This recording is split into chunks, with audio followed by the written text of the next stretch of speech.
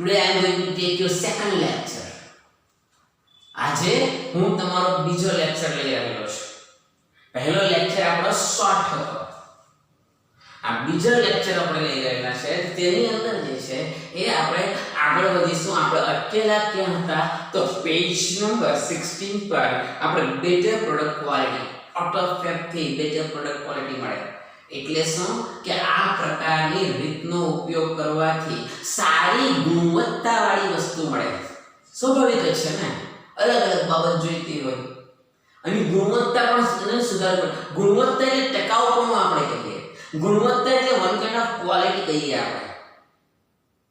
એ આપણને સારી મળે. આ જમાનો જે છે, જમાનો કેવો છે તો કે આ જમાનો જે છે હરીફાઈનો જમાનો છે. અને હરીફાઈની જમાનાની અંદર તમારે સારી ક્વોલિટીની વસ્તુ આપવી પડે, ગ્રાહકને જેવી જોઈએ તેવી. Okay, let's see. The automated methods of inspection and assembly will improve the quality and durability of products. Okay, the automated method of inspection and assembly will improve the quality and ability of product. આ જે product છે, આ જે એક વસ્તુ છે, એ વસ્તુને inspect કરવું એટલે ચકાસવું. પછી બીજું એસેમ્બલી વિલ ઇમ્પ્રૂવ. એસેમ્બલી નો અર્થ શું થાય? Assemble.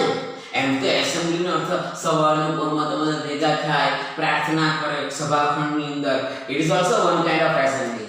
But I have already told you, please don't make a single meaning of the word. એક શબ્દને એક જ અર્થ નહીં લેવાનો, અલગ અલગ અર્થ લેવાનો. એસેમ્બલ નો અર્થ ભેગું કરવું પણ થાય. એસેમ્બલ એટલે ભેગું કરવું. પેલા આપણે તો વસ્તુ બધી નહીં બનતી ને, તો ફોરેન કન્ટ્રીની અંદર બધા પાર્ટ્સ ના ટીવી છે, એ ટીવી આપણે તે નહીં બનતા હતા. તો ફોરેન કન્ટ્રી વાળા શું કરે કે ત્યાંથી બધા પાર્ટ મોકલી આપે આપણે તે, અને એ પાર્ટને આપણે તે બધા ભેગા કરે. અથવા તો એક જ જગ્યાએ ટીવી નતા બનતા, અલગ અલગ જગ્યાએ ટીવીના અલગ અલગ પાર્ટ્સ બને અને એ પાર્ટ્સને એક જગ્યાએ ભેગા કરે અને પછી આખું ટીવી બનાવે. તો એ ટીવી જેને એસેમ્બલ પીસ તરીકે ઓળખવામાં આવે. સમજાય છે?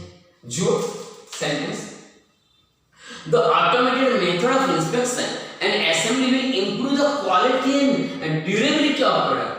આ પદ્ધતિને કારણે જે કોઈ વસ્તુ છે એ વસ્તુની ગુણવત્તા સુધરે, એની ડ્યુરેબિલિટી એટલે કે પહેલા કોઈ વસ્તુ તો એ જલ્દી બગડી જતી અથવા તો ખરાબ થઈ જતી, પણ હવેની ડ્યુરેબિલિટી જે ખરી ને, એ સમયગાળો જે ખરો ને એ વધ્યો. વસ્તુ જલ્દી ખરાબ થતી નથી. Okay, and a product, one effect is that cars, televisions, refrigerator, etc. will last much longer than earlier methods. જો હવે પછી કરો છો શું કહે છે? One effect is that cars, television, refrigerator, etc. will last much longer than earlier models. હવે પહેલા જે જૂના જે મોડેલ હતા ને એના કરતાં હવે વધારે સારા. અને બીજી એક વાત તમને કહું દીકરાઓ, તો વર્ષો પહેલા જે ટીવી હતા ને એ જયારે નાનો કબાટ હોય ને તેવું લાગતું, આટલા મોટા ટીવી. એસી તો કે ડબ્બા જેવું એસી. અને આજે કેવા છે ટીવી? એકદમ ફ્લેટ. એસી એકદમ સ્લીપ. જેમ જેમ સમય જાય તેમ તેમ નવું નવું સંશોધન થતું જાય, એની ક્વોલિટી સુધરતી જાય, એની ડ્યુરેબિલિટી સુધરતી જાય ડ્યુ ટુ આર્ટિફિશિયલ ટેકનોલોજી. કારણ કે લોકોના મગજમાં જે જે આવે તે કે અને કંપની તે રીતના વર્તે. Okay, therefore there will be decline in need for the replacement. અને જેથી કરીને હવે ક્વોલિટી સુધરી, વસ્તુની ગુણવત્તા સુધરી, ટકાઉપણું સુધર્યું. એટલે શું છે કે હવે રિપ્લેસમેન્ટ બહુ ઓછું આવે, બદલવાનું બહુ ઓછું આવે. ગુણવત્તા સારી હોય, બગડે નહીં તો બદલવું નહીં પડે. Okay, therefore there will be decline in need for replacement. ઓછું થયું એમ તો ડિક્લાઇન નો અર્થ છે તે રદ કરવું પણ થાય, જરૂર નહીં મળે, અથવા તો નકારવું પણ થાય. પરંતુ એ ગણું શું કરવાના સંદર્ભમાં છે? more recycling. more recycling. What is the meaning of recycling? Recycling નો અર્થ શું થાય? Recycling એટલે શું? Recycling એટલે કોઈ ચીજ વસ્તુ જે આપણે ઉપયોગ કરેલી છે પછી એ બગડી ગઈ, તો બગડી જાય પછી શું આપણે એને ખૂણામાં રાખી મૂકીએ, અને રાખી મૂકીએ તો કચરો ભેગો થાય, પણ આપણે એવું કરતા નથી લગભગ. હવે આપણે શું કરે, બગડેલી ચીજ વસ્તુ જેટલી બી હોય ને એટલી આપણે ભંગારમાં આપીએ.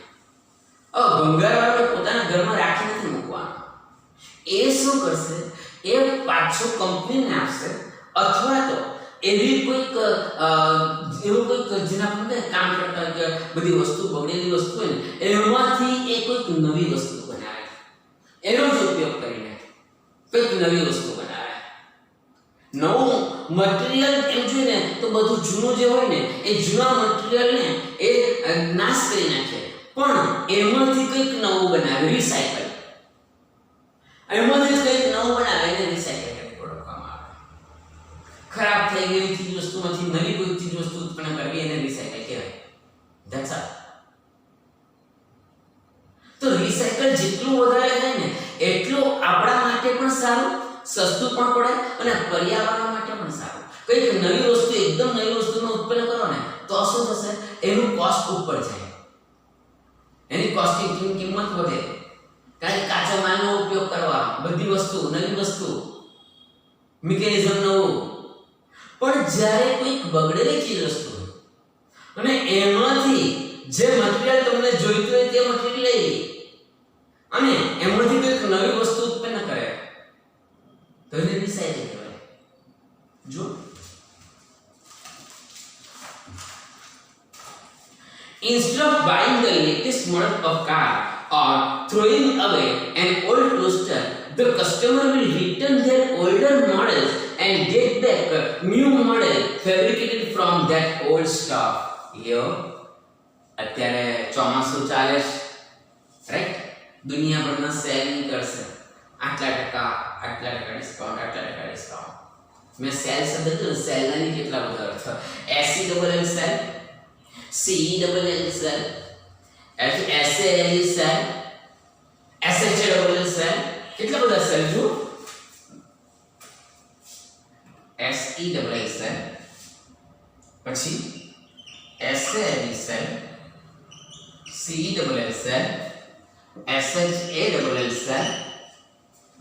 સેલ, આ સેલ એટલે વેચવું, આ સેલ એટલે પોસ્ટ, જેને આપણે કહીએ બેટરી, ઘડિયાળમાં આવે, ઘણી બધી વસ્તુમાં સેલ આવે, એ સેલ જેને સૂકો કોષ તરીકે ઓળખવામાં આવે. પછી આ સેલનો અર્થ શું થાય? સેલ અત્યારે ચોમાસામાં બધું નીકળશે ને, આપણે વસ્તુ વેચતા હોઈએ તો આ સેલ, આમાં પણ વેચવાનું તો ખરું જ નથી, વેચવાનું નહીં, વહેંચવાનું નથી, વેચવાનું. વહેંચાય મફત અને વેચાય પૈસે. તો આ SALE સેલ છે ને ઓછા ભાવમાં વેચે, ને ઓછા ભાવમાં વેચે એને શું કહેવાય? તો કદાચ તમને અંગ્રેજી આવડે, ગુજરાતી નહીં આવડે, સર ડિસ્કાઉન્ટ. અરે ભાઈ ડિસ્કાઉન્ટ તો બરાબર, પણ સેલનું ગુજરાત વળતર. શું થાય? વળતર. વળતર આપે આ સેલ. અને આ CELL સેલ, આ SHALL સેલ છે, સાદા ભવિષ્યકાળનું સહાયકારક ક્રિયા છે. આ બધા સેલ. પછી સેલનો અર્થ એ પણ થાય ને, ઝૂંપડી હોય ને, ઝૂંપડી તે પણ થાય, જેલ પણ થાય. CELL cell. જો okay, instead of buying the latest model of a car, throwing away an old toaster, Jojo, the customers will return their old model and get back new model. Exchange offer છે ને આપણે કહીએ, જૂની વસ્તુ આપી નવી વસ્તુ લઈ આવો, મફત નહીં આવે. તો દુકાનવાળો જૂની વસ્તુ ભેગી કરે તમને નવી આપી, ના એવું નથી. એ જૂની વસ્તુ લેશે, નવી વસ્તુની જેટલી કિંમત હોય 1000 રૂપિયા હોય તો અંદરથી 200 રૂપિયા 300 રૂપિયા ઓછા કરી નાખશે તમે જૂની આપી એટલે, અને એના બદલામાં 700 રૂપિયા તમારે આપવાના, તો 1000 રૂપિયાની વસ્તુ તમને 700 માં આપી, 300 રૂપિયાનો ફાયદો થયો. તો પણ પેલાને શું ફાયદો? પેલાને એ વસ્તુ મળે છે જૂની, અને એ જૂની વસ્તુ જે છે એ કોને? કંપનીને આપી દેશે. કંપની એમાંથી કંઈક બીજું રિસાયકલ કરશે. સમજાય છે? Okay. The customers will return their old models and get the new model fabricated from that old stock. There will be recycling. There will be recycling of materials in new way. બીજી રીતે કોઈક નવી રીતે એને recycle કરશે, એમાંથી કંઈક નવું ઉત્પન્ન કરશે. This will be great compensation to environment.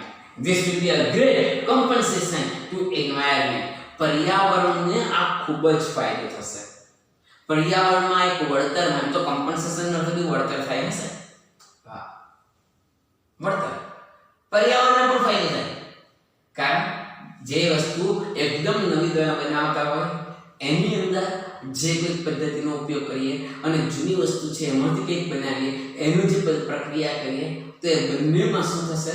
પર્યાવરણને ફાયદો એ થાય કે પ્રક્રિયા ઓછી કરવી પડે રિસાયકલ કરે ત્યારે, અને નવી વસ્તુ નવું સર્જન કરતા હોય તો એમાં પ્રક્રિયા બધી જ કરવી પડે, એટલે પર્યાવરણને એટલો ફાયદો થાય. Okay, the return of village craft workers.